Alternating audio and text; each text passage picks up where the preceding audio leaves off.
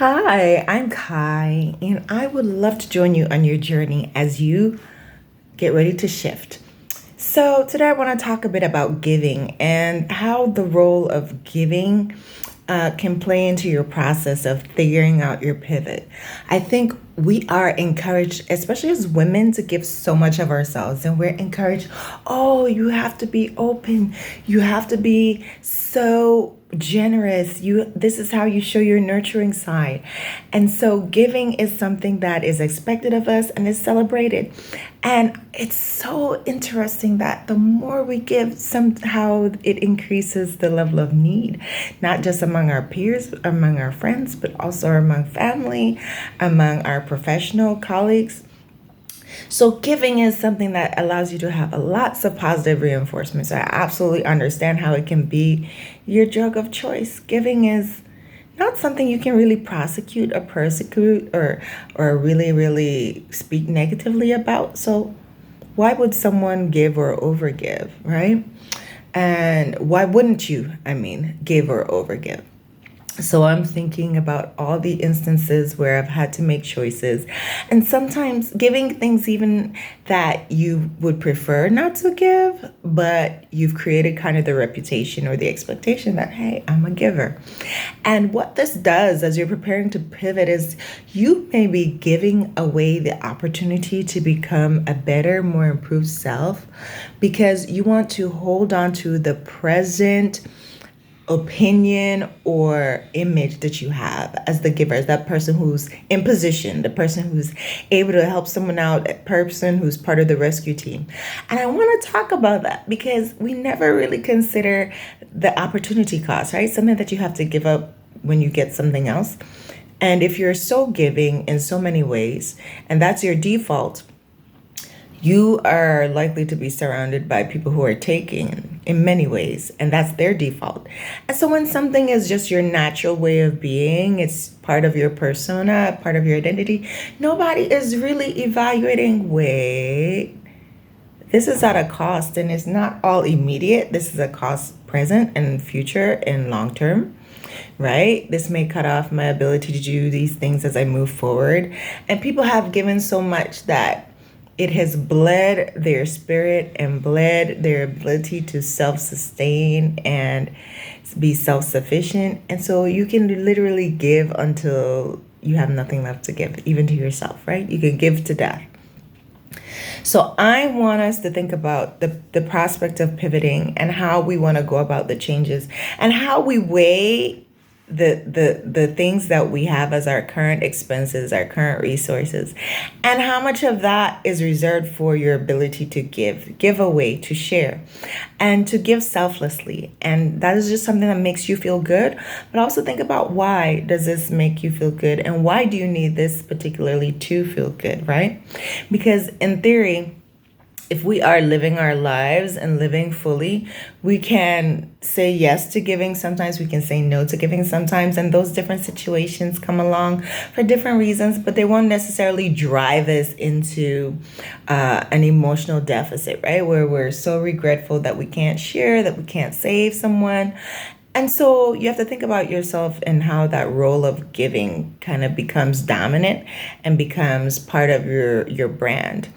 And if you're giving to everyone but yourself, are you an authentic or genuine giver? Because this isn't even about self-worth, but this is just about being able to treat others as you'd have others treat you, right? And so if you're not even willing to treat yourself as someone deserving, and you're not willing to make others wait as you turn around and give to yourself, then are you a genuine giver or are you a gesture giver, right?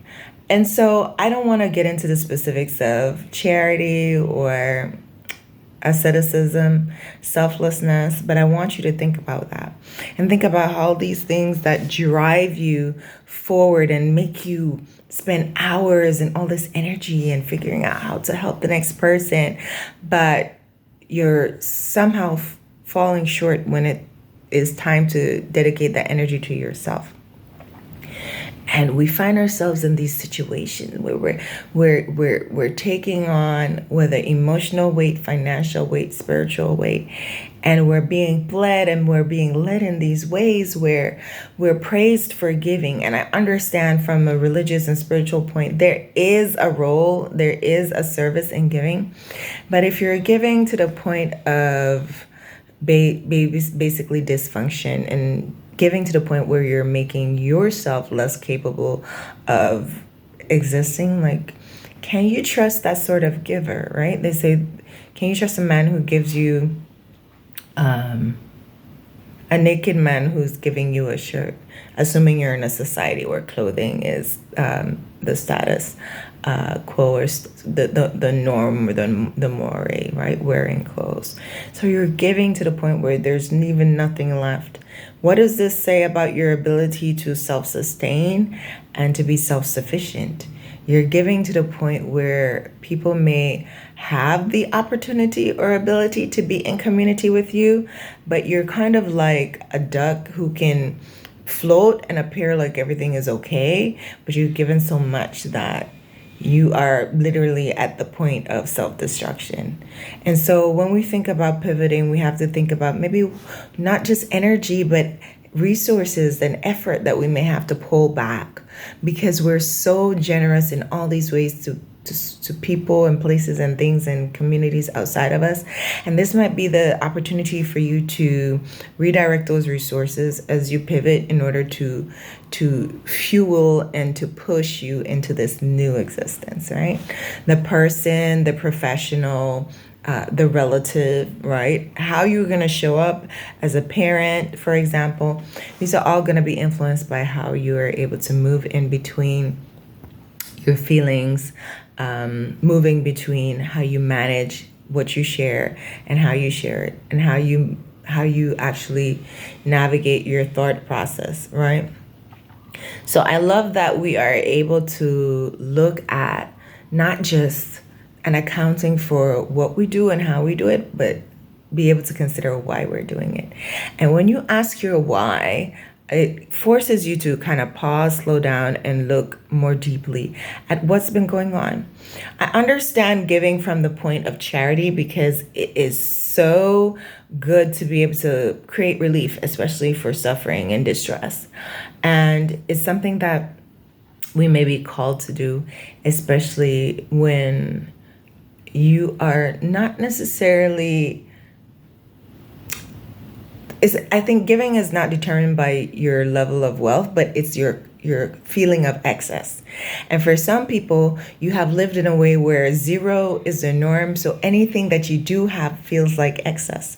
And then there are people that they can have so much, but they feel like they can never have enough. So they'll never feel like they can freely give, right? They give with an agenda or with a different purpose in mind other than just being selfless.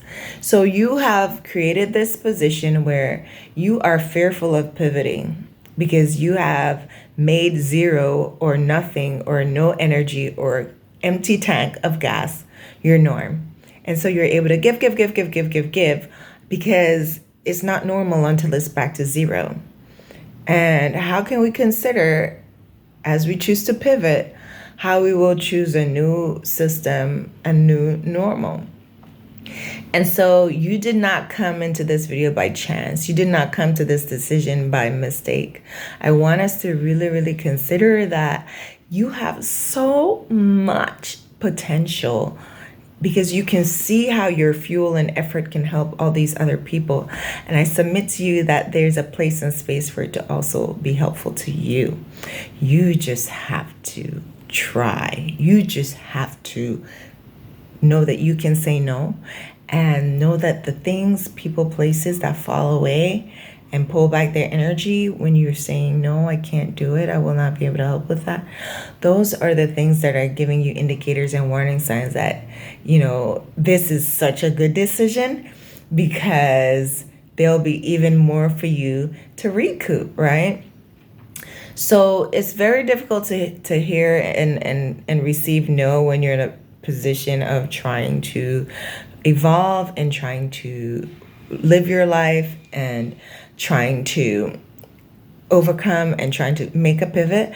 But if you are able to receive no and to continue on your path, why can't others? And when you're saying yes to them, you are saying no to yourself. You're saying no to the unknown, but you're also saying no to the possibilities, right? And I'm not telling you it's going to be something that's going to be seamless or something that you can do overnight, but I am telling you that it is worth the effort. It is worth the consideration, that the giving may be in gesture and in performance, but as you prepare to pivot, you realize that you have to choose to be yourself and be your best self and beat your last best. And so now you're making these decisions to perform for yourself as opposed to an audience. So giving, whether it's goods, services, time, energy, emotional investment, has so much to do with your capacity, what is considered your normal or baseline, what makes you feel full, and then what you consider excess. And if you can consider these things before you give, and especially in your giving, it will prepare you that much more to be a joyful giver, but also someone who can sustainably give. All right. So you need a lot of resources when you're ready to pivot. And just like other areas of life, you may have to be the person to suddenly say, I am making a change. This is how we're going to go about it going forward. I did not mean to offend. I do not mean any ill or harm, but this is how we're going to move forward. Okay? So giving has to follow a reasonable measurement so that you can continue to live and exist and even be the golden goose. But what are you able to give if you have nothing left and you've given yourself into extinction? Okay, so let's think about that as we prepare to pivot. How do you give? Why do you give? And can you give in a sustainable way? And is it a gesture, or is it something that you can do genuinely?